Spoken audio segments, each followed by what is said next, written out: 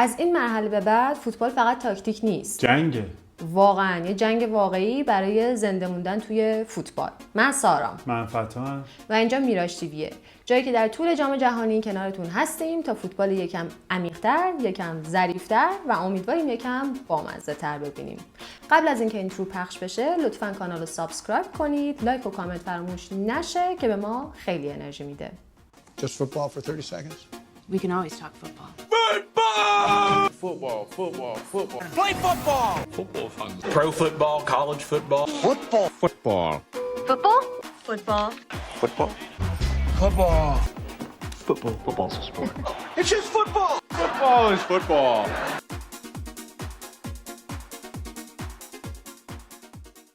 میدونستیم فیفا قول داده تا سال 2040 رد پای کربنیش رو به 0 برسونه؟ جام جهانی، پرواز تیم‌ها، هتل‌ها، زیرساخت‌های ورزشی همه در صددن که انتشار کربنیشون رو کاهش بدن. البته این فقط دغدغه فیفا نیست. خیلی از شرکت‌ها و دولت‌های سراسر دنیا در صددن که بتونن این چالش رو به خوبی حل بکنن. اینجاست که کاربونیک فرم وارد میشه یا CNF. CNF یه شرکت موفق ایرانیه توی کانادا که به شرکت‌ها و کسب و کارهای دیگه کمک میکنه تا انتشار کربنیشون رو اندازه بگیرن، کاهشش بدن و پروژه های سبزشون رو توسعه بدن. اگر دوست دارین با این شرکت ایرانی آشنا بشین میتونین لینکدینشون رو چک بکنین. لینکدینشون رو میذارم توی توضیحات. ممنون از اسپانسر این قسمتمون، کاربونیک فرم یا CNF. بریم سراغ فرانسه و پاراگوئه که فرانسه شد 1 و پاراگوئه 0. ببین خیلی مسابقه نانازی شروع شد به مناسبت 250مین سالگرد استقلال آمریکا. یه خانم ناناز رو گذاشته بودن و میخوند و مراسم اجرا کردن و همه اینا.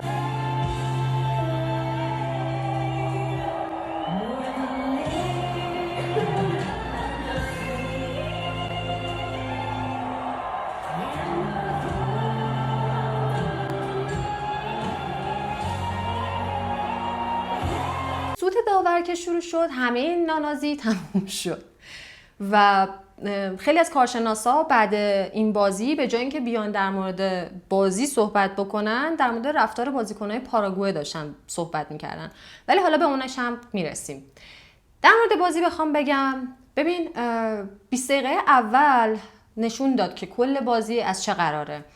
در واقع توی 20 دقیقه اول آمار جالبی داریم، اونم اینه که فرانسه 250 تا پاس داره. حالا این 250 تا پاس فرانسه جالب نیست، اینکه توی این 20 دقیقه پاراگوئه 20 تا پاس داره خیلی جالبه. کلاً هم توی این بازی پاراگوئه یه دونه چوبه در چارچوب داشت. چوبه در چارچوب داشت. یک شوت در چارچوب داشت این پاراگوئه که ما رو دیوانه کرد. و از اینجا به بعد بازیکنای پاراگوئه شروع کردن بازی رو فیزیکی کردن. ببین من با چشم خودم دیدم که یه دونه آرنج به امباپه زدن، یه دونه ساق پا زدن بهش،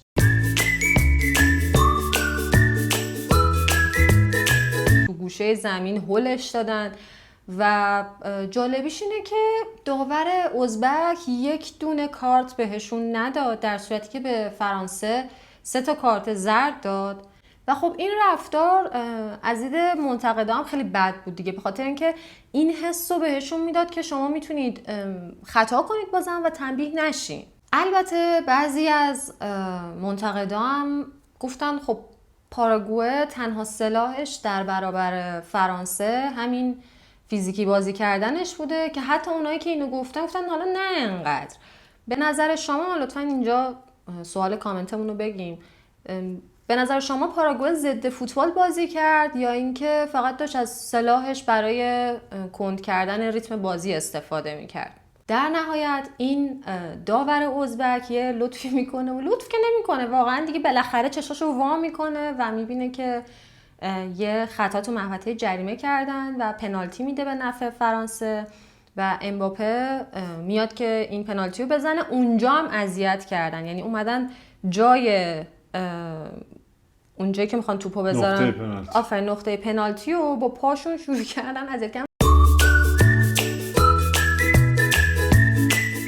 تمام این مدت امباپه میخندید و خیلی حرفه‌ای عمل کرد، میتونست از کوره در بره. زلاتان توی مصاحبهش میگه که من فکر کنم اگه توی این بازی بودم 3 کارت قرمز میگرفتم و فرانسوی‌ها خیلی خوب خودشونو کنترل کردن. در نهایت حالا امباپه پنالتی رو میزنه و توپ گل میشه و یه شادی گل خیلی باحال میکنه، به دروازه‌شون اشاره میکنه، به دروازه پاراگوئه این شکلی میکنه. خیلی ویران کننده. آره و یه دهنکجی به تیم پاراگوئه میکنه و من حقش بود به نظرم، خیلی به جا بود. بهش میرسید.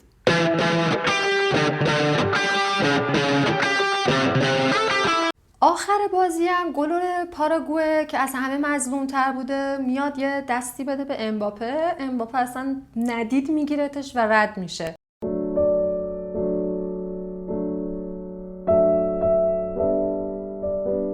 البته که بهترین بازیکن زمین میشه گلره و یه دبل سیو خیلی خوشگلم توی بازی داشت.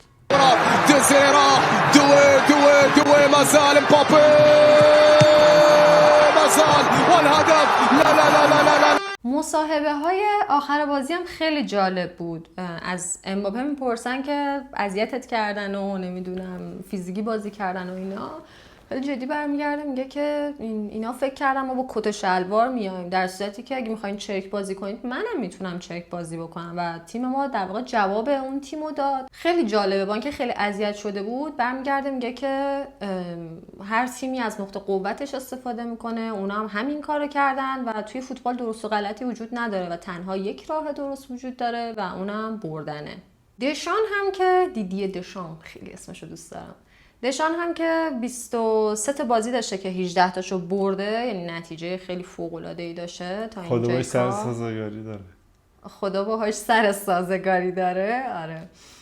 برمیگرده میگه که من یه جایی برگشتم به نیمکتم گفتم که خب کدومتون میخواد بره تو زمین و از امباپه محافظت کنه، چون اینو اینجوری تا آخر بازی میکشنش. و دل رایان شرکی، یه جایی هم میگن چرکی، از داور خون بود، چرک بود، ببخشید خواستم اینو بگم، گفتم چرکی که بگم چرک بود.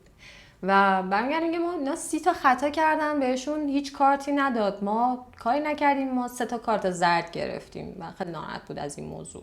بازی بعدی فرانسه هم با مراکشه که امباپه هم گفت ما فقط می‌خوایم دیگه روی مراکش تمرکز بکنیم و من فکر می‌کنم اگر که فرانسه بخواد ببره باید بازی رو تند بکنه، حواسش به ضد حمله‌های مراکش باشه و از سرعت امباپه پشت فول بک ها استفاده کنه. مراکش هم اگر بخواد ببره باید دفاعش رو تقویت بکنه، فاصله خطوطش رو کمتر بکنه و روی ضد حمله هاش کار بکنه. یه نفر هم بذاره که امباپه رو بگیره، البته نه اونجوری که پاراگوئه می‌خواست امباپه رو بگیره. کانادا 0 مراکش 3. من نمیدونم، همین فکر کنم 2 قسمت پیش بود گفتم خیلی دوست دارم که کانادا بیشتر باشه توی بازی. حیف. به نظر من یاسین بونو 3 کانادا 0، چون واقعا یاسین بونو دیشب توی اوایل بازی چند تا سیوی داشت که باعث شد یاداری جلوی کانادا گرفته بشه، ولی اگه مقابل اون 2 سیو خوب عمل نکرده بود خیلی زود میتونستن که یه گل زود هنگام بخورن و به قول معروف شیرازه تیم از هم بپاشه. به نظرم بازی مراکش وقتی که مشخص شد که بازی بعدی این 2 تیمه، من احساس کردم که شاید یک بازی خیلی تن به تن اینجوری فیزیکی بخوایم داشته باشیم و کانادا واقعا فکرش انگار جای دیگه‌ای بود و بازی مراکش توی پاسکاریایی که داشتن و توی جابجایی که داشتن دقیقاً تیم کانادا رو گیج کرده بود و همین گیجی باعث شده بود که کانادا مقداری اصلا نباشه توی بازی. به معنی واقعی کلمه اصلا انگار خبری از اون کانادایی که تو بازی قبل ازش میدیدیم میومد سری پرونده یه تیمو میبست اصلا خبری نبود. اما ما توی قسمت هلند و مراکش نوید یک ستاره داده بودیم که توی این بازی 2 گل زد و اصلا یه تنه تیمو با خودش برد مرحله بعدی، عزالدین اوناهی، که به نظر من واقعا بازیکن خیلی جذابیه به لحاظ فوتبالی، قیافه ای نه. و خب کانادا که حذف شد، مراکش هم میره برای بازی بعدی و من اینجوری دیدم که دلیل شکست کانادا رو بررسی بکنیم خیلی میتونه جذاب‌تر باشه گفتگو، چون که یه دفعه کانادا افول کرد توی این بازی. به نظر مهمترین دلیلی که باعث باخت کانادا شد بی اثری در حمله بود. سرمربی کانادا وقتی که بازی تموم شده بود توی مصاحبه‌اش بود در من گفت ما خیلی بهتر بودیم، ما بهتر عمل کردیم، ما فلان ما بیسار اینا، که به نظر من خیلی ادبیات جالبی برای یک سرمربی که تیمش باخته اصلا نبود و یه جورایی می‌خواست بگه که ما خوبیم، در نقد رو ببنده و نشد، روز ما نبود، اونا خیلی شانسی حمله کردن و بردن، در صورتی که اصلا اینطوری نبود. فوتبال دیگه، از سیستم فوتبال دیگه خواست آره، به استفاده نظر من بکنه. امیرخان داره تو بقیه حلول میکنه، خدا با اون سازگاره، خدا با این سازگار نیست. قبل مصاحبه مربی‌ها رو می‌بینم خب چی گفته بود؟ چون خودش هم گفت یک بخشی از ما در تیخوانا جا مونده. فکر کنم اون بخشش که جا مونده همین ادبیاتش بوده. خودشون موندن. خب مثلا چجوری تیمی میتونه مثلا حذف بشه ولی بره مثلا به کشورش برگردن بگیم ما بگن باخت ندادیم. آره چجوری ممکنه؟ بخش دفاع کانادا که اصلا یعنی بهش توپی نمیگفت، هم راحت موقعیت به وجود می اومد، هم اون 3 گلی که خوردن انگار خیلی پیچیدگی و یا مثلا اینکه بخواد مراکش خودش رو به زحمت بندازه به وجود نیومد. و میگم واقعا به نظرم بهترین واژه در مورد تیم کانادا تسخیر شدن بود. اونا هیچ کاری نمیتونستن بکنن در مقابل مراکش و فکر میکنم وسط زمین هم از دست داده بودن. دقیقاً توی سیستمی که اونا داشتن برتری عددی توی میانه زمین اتفاق افتاده بود و همین باعث شده بود که کانادا اصلا نتونه پرس بکنه، بیاد جلو و موقعیت سازی بکنه. به میانه زمین که میرسیدن همین برتری عددی مراکش باعث میشد که اونا توپ از دست بدن و مراکش به راحتی موقعیت‌های خودش رو درست بکنه. یک نکته‌ای که به نظر من توی بازی قبلی شاید کانادا به چالشی براش ایجاد نشده بود و یا شاید جای خالیش رو یه مقداری فراموش کرده بود، غیبت اسماعیل کنه بود که توی بازی قطر وقتی که مصدوم شد یه سری صحبتایی شد در موردش. حتی ما هم در موردش صحبت کردیم که بازیکن خلاقی، میانه رو داره، به پرسو کمک میکنه، ضد حمله وجود میاره. اما خب به نظر من یه دفعه نبودش توی این بازی یقه تیمو گرفت و مراکش هم دقیقاً همین نقطه رو استفاده کرده بود. احساس میکنم نکته‌ای بوده که بقیه تیم‌ها بهش توجه نکرده بودن و فقط به اینکه یک مهره کلیدی از دست رفته نگاه میکردن در مورد تیم کانادا و مراکش انگار اومده بود از غیبت اسماعیل کنه یک آنالیزی وجود آورده بود و از همون استفاده کرد و تونست خیلی راحت بازی بکنه. یعنی علت باخت کانادا واقعا قطره. یعنی آره واقعا قطر اصلا خیلی خیلی خیلی صحنه بدی بود. اگه بخوام توی یه جمله خلاصه وضعیت کانادا رو توی بازی بگم، به نظر من کانادا با گل اول شوکه شد، با گل دوم فرو ریخت و با گل سوم کلاً بیخیال بازی شد. کاش برگردن به روزای خوبشون. آره بابا تازه استارتشون آره. خورده، اتفاقات خوبی برشون میفته. بریم سراغ درس فوتبالی امروز، کامپکتنس یا فشردگی. حالا کامپکتنس یا فشردگی چیه؟ فرض کن که داری با بچه محلا تو کوچه بازی میکنی. اگه هر کی یه گوشه‌ای وای به ایسته، خیلی فضاهای خالی به وجود میاد دیگه. بعد حریف خیلی راحت میتونه از این فضاها رد بشه و به دروازت برسه. حالا فرض کنید که فتاح و همتیمیاش با یک کش نامرئی به هم وصل شدن. وقتی که توپ میره به سمت راست یه شیفت میکنن سمت راست، وقتی میره عقب شیفت میکنن عقب، وقتی که میره جلو شیفت میکنن جلو. هدف این کار چیه؟ هدف اینه که فاصله بین بازیکنای خودی کم بشه، نه فقط توی دفاع، به صورت کلی. این چه ویژگی داره؟ ببین این شکلی فرصت پاس برای تیم حریف خیلی کمتر پیش میاد. پرس تیم حریف خیلی راحت تر میشه و وقتی هم که توپ لو بره خیلی راحت تر میشه اون توپو گرفت. جالبه بدونیم که مراکش 2022 یه جورایی از همین تاکتیک بیشتر استفاده کرد و تونست اون شگفتی رو بیافرینه.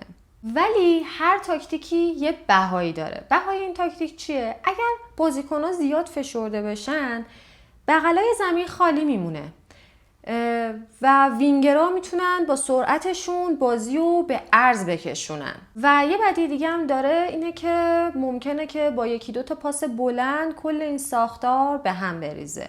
حالا این دیگه هنر مربیه که این تعادل رو بتونه توی سیستمش حفظ بکنه.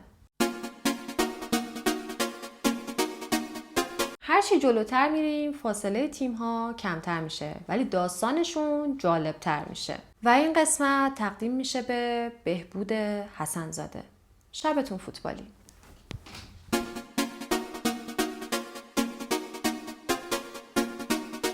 از این مرحله به بعد فوتبال فقط تاکتیک نیست. جنگه. نیکانم بگم دیگه، کانادا هم داره حذف میشه. به امید دنیای بی کربن.